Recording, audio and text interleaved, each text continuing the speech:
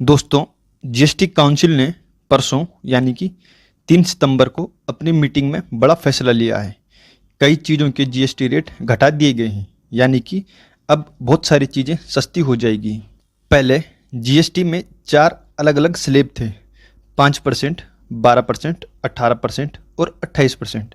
लेकिन अब इन 4 स्लैब को घटाकर सिर्फ 2 स्लैब कर दिया गया है, 5% और 18%। साथ ही इसके अलावा कुछ लग्जरी और हानिकारक चीज़ों पर नया 40% टैक्स स्लैब लगाया गया है।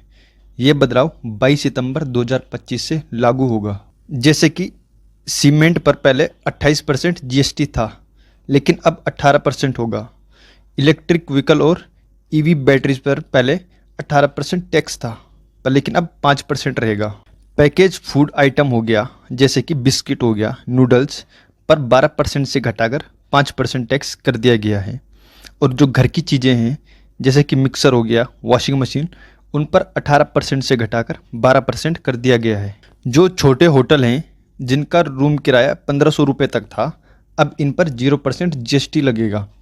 दवाइयों और लाइफ इंश्योरेंस पर अब 0% टैक्स लगेगा।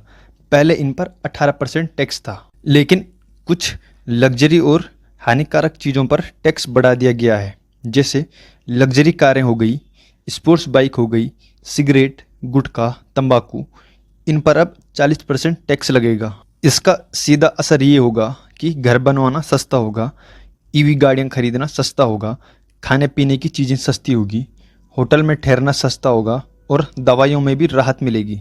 सरकार का मकसद है महंगाई कम करना और लोगों की जेब में बचत बढ़ाना। आपको क्या लगता है, ये बदलाव अच्छे हैं या नहीं?